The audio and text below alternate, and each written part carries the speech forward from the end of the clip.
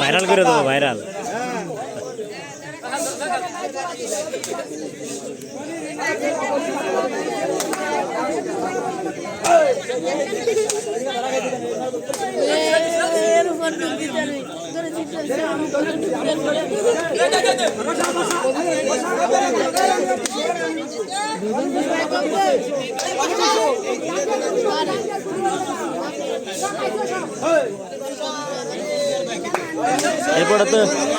এরপরে খালি ছবি রাখা আছে।